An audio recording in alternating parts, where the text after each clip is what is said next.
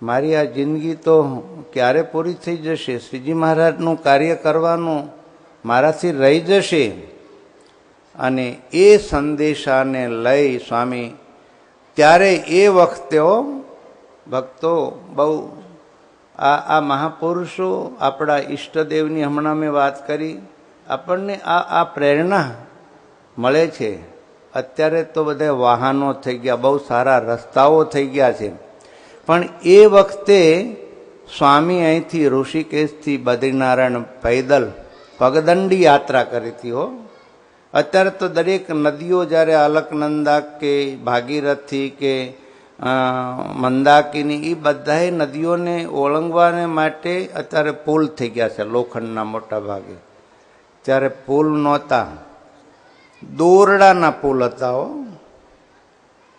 બદ્રીનારાયણના કે બધા ધામોની યાત્રા કરી અને ખબર હોય કે જ્યાં પુલ હોય ને ત્યાં નીચે કેટલી ઊંડી ખીણ હોય. અમારે કેટલાને બસમાં બેઠા બેઠા આમ નહોતા જોતા કે ચક્કર આવે છે. ત્યારે એ દોરડાના પુલ ઉપર ચાલતા ચાલતા સામે કિનારે જવું એ કેટલું ગહન ને કેટલું કઠણ હશે. આ સંતો અને મહારાજે વર્તીન આપણને વાતો કરાવી છે. આ સંપ્રદાય છે ને એ વર્તનનો છે. વર્તન વગરની છે ને ગુણાતાનું સ્વામી લખ્યું કે ભડાકા થાય. કેટલાય મોટા મોટા વક્તાઓ હોય, લાખો માણસોની મેદની હોય, પણ એની વાતોથી કોઈને વૈરાગ્ય થયો હોય એવું આપણે સાંભળ્યું, ઘર છોડી અને સાધુ થયો હોય. અને આ શ્રીજી મહારાજની પરંપરામાં નાનામાં નાનો સાધુ હોય ને તો કોઈ હરિભગતના યુવાનને કે વિદ્યાર્થી બેસીને બે વાતો કરે ને એને સંસાર અસાર કરાવી નાખ્યો. આજો આ મંડળ બધું બેઠું છે, આ એના પરિણામ છે. એટલે સ્વામી એ પરિસ્થિતિએ ઠેઠ બદ્રીનારાયણ સુધીની યાત્રાઓ કરી. એટલે ત્યાં અમે બધા આખા સંઘને 101 માણસોનો સંઘ લઈને ગયા. હજુ પણ ત્યાં નારદજીએ 7 મન્વંતર સુધી વચનામૃતમાં નારદજીનું ઈર્ષાનું વચનામૃત આવે છે ને, એ 7 મન્વંતર સુધી જે તપ કર્યું અને ગાન વિદ્યા શીખ્યા અને દ્વારકાધીશની આગળ ગાન વિદ્યા કરી, તુમરુ સાથેની ઈર્ષા મેલી, ત્યારે ભગવાન પ્રસન્ન થઈને પોતાના વસ્ત્ર અલંકાર અર્પણ કર્યા. એ નારદજીની તપોભૂમિ છે. ત્યાં હજુ પણ સંસ્કૃત પાઠશાળા છે. પૂજ્ય સ્વામીને આ સંસ્કૃત, આપણી સંસ્કૃતિ, આપણા વેદો એના વિશે જેમ શાસ્ત્રીજી મહારાજને રુચિ હતી ને એવી પૂજ્ય માધવપ્રિય સ્વામીને મને કે બાલસ્વામી બધા ત્યાં કાંઈક સેવા કરાવજો. અને હરિભક્તોને આ વાત કરી તો હરિભક્તોએ પણ ખૂબ સારી સેવા એ પાઠશાળામાં 25-30 હજાર રૂપિયાની તો ત્યાં સેવા કરી. ઓલા લોકો પણ ત્યાંના પ્રધાનાચાર્ય આદરણીય બહુગુણાજી ઉપાધ્યાયજી બધા ત્યાં હતા. ત્યાંની શંકરનું એક મંદિર છે. અને હજુ પણ જે સંન્યાસી જે જગ્યાએ બેસી અને સંસ્કૃતનો અભ્યાસ કરાવતા હતા, અહીંયા મનસુખભાઈ અમારા વિઠ્ઠલભાઈને જે ભાઈઓ બેઠા છે, એ જ પીપળાનું વૃક્ષ હજુ પણ આપણને દર્શન આપે છે. કોઈ ગમે ત્યારે બદ્રિકાશ્રમની યાત્રાએ જાઓ ને તો રુદ્રપ્રયાગમાં આ સ્થાનના દર્શન કરજો. બહુ અતિ રમણીય અને પવિત્ર સ્થાન હજુ પણ એ સચવાઈ રહેલું છે. બીજું, શાસ્ત્રીજી મહારાજને હિમાલયની અને ગંગા કિનારે મોટામાં મોટી પ્રેરણા મળી હોય ને તો આ બ્રહ્મસત્રો ને જ્ઞાન સત્રોને વર્ષોથી લાભ લઈએ છે ને, એ અહીંથી જ એક ડગલું આગળ વધો ને આ ગીતા ભવન છે. અને એ ગીતા ભવન જે ઠેકાણે આશ્રમો કોઈ નહોતા એ વખતે, ત્યારે અહીંથી હોડીમાં બેસીને આ બાજુ અવાતું ને હોડીમાં બેસીને સામે કિનારે જવાતું. ત્યારે એક મોટા વટવૃક્ષની નીચે આ ગીતા ભવનના આદ્ય સ્થાપક અથવા કલ્યાણ માસિકના આદ્ય તંત્રી જયદયાલ ગોવિંદકા થઈ ગયા. એ અહીંયા ત્યારે કોઈ માઇક નહોતું, લાઇટ નહોતું, કાંઈ નહોતું. અને એ ત્યાં એક મોટા પથ્થર ઉપર એક ગરમ આસન પાથરી અને શ્રીમદ ભાગવતની કથા કરતા હતા. અને કેટલાય લગભગ 150-200 માણસો કથા. સ્વામી કે હું 2 દિવસ સુધી એ જયદયાલ ગોવિંદ અને ઉપર લખ્યું હતું કે બ્રહ્મસત્ર એવું લખ્યું હતું.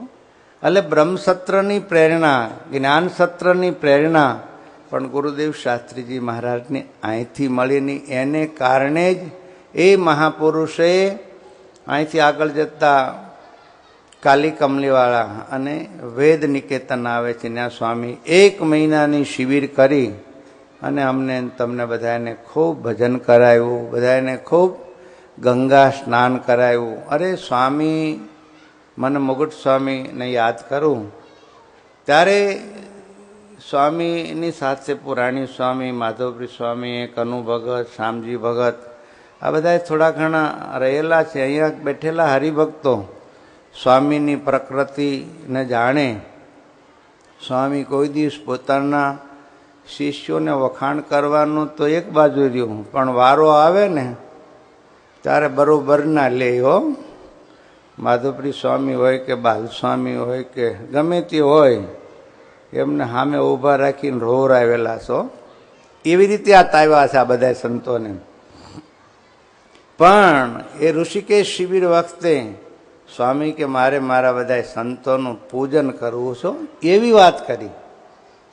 ત્યારે મુગટ સ્વામીની બાજુમાં બેઠો તો હવે મને કે બાલસ્વામી હવે પૂરું થઈ ગયું, આ મહાપુરુષ આપણી વચ્ચેથી ક્યારે વિદાય લેશે ને કાંઈ કહેવાય નહીં હો. અને સ્વામીએ એ બધાને કપાળમાં કુમકુમના ચાંદલા કર્યા અને મુઠ્ઠી ભરી ભરીને સાકર આપી. અમારા કનુભાઈ રાદડિયા બેઠા છે રાજકોટવાળા. મને આ ઋષિકેશ શિબિરની જાહેરાત થઈને મને કે બાલસ્વામી આપણે બધાએ હરિભક્તોને એક માળા ગૌમુખી, એક પંચસ્તોત્રની પુસ્તિકા અને બધાને મુઠ્ઠી ભરી ભરીને માધવપ્રી સ્વામી અને પુરાણી સ્વામી સાકર આપે એ વ્યવસ્થા. મને લાગે છે માધવપ્રી સ્વામીને ગઈકાલે મેં વાત કરી હતી. સ્વામી જ્યારે કહે ત્યારે એ બધાને આપણે અર્પણ કરીને એ તાજું કરીશું. પહેલે દિવસે સંતોએ બધાને તમને કાંડા બાંધ્યા, મીઠાઈ આપી, બધાએ ખૂબ હેતથી મળ્યા. બસ ભક્તજનો, આ ઋષિકેશ શિબિરની પરંપરા પણ સ્વામી ચાલુ કરતા ગયા. ગુરુકુળ પરંપરા પણ એમને ચાલુ કર્યા. સમય બહુ નથી પણ બહુ ટૂંકમાં શાસ્ત્રીજી મહારાજની એક પ્રસાદીની વાત કરી અને મારું વક્તવ્ય હું પૂર્ણ કરીશ. કદાચ મેં આગલી શિબિરમાં એ વાત કરી છે. ઉત્તર પ્રદેશનું એક નાનકડું ગામ છે. એક પવિત્ર બ્રાહ્મણ ત્યાં રહે છે. કર્મકાંડનું કરે ને સાથોસાથ કારતક મહિનો હોય, ચૈતર મહિનો હોય, શ્રાવણ મહિનો હોય ત્યારે ભાગવતની કથા પોતાને ઘેરે કરે. આજુબાજુના પડોશીઓ બધાય કથા સાંભળવા માટે આવે. એમાં એનો 16-17 વર્ષનો એક દીકરો પણ બાજુમાં બેસીને કથા સાંભળે. પૂર્વનો કોઈ યોગભ્રષ્ટ આત્મા હશે, મુમુક્ષુ હશે. કથા સાંભળવી ને એ બહુ મહત્વનું છે, પણ એના કરતાં એક કથા જીવનમાં ઉતારવી ને. હમણાં સ્વામી બધાને એક પ્રકારનો પીરિયડ લેતા હતા કે આપણે કઈ જગ્યાએ બેઠા છીએ, કઈ જગ્યાએ છીએ ને. આ 2 વચનામૃત વંચાણા આપણને 2 વખત વંચાવડાવ્યું. અને વંચાડ્યા પછી કે ભાઈ તમારા આમાં ક્યાં અંગ છે? હવે મને લાગે છે કેટલા હાથમાં નહીં આવ્યું હોય, કારણ કે આ કોઈ વિચારવું જ નથી આપણે આપણું કયું અંગ છે, અથવા આપણે કોઈ અંગમાં છે જ નહીં એ પ્રકારની પણ પ્રતીતિ થઈ હોય. એટલે એને કારણે ગોથા મારતા હોય, પછી ઊંઘી ગયા હોય કેટલાય તો ઠેકાલો 5 મિનિટ તો ઊંઘ તો મળી. એટલે કહેવાનું શું છે કે આ માર્ગે આપણે ક્યારેય પણ વિચાર્યું નથી, ચાલવાનો પ્રયત્ન કર્યો નથી.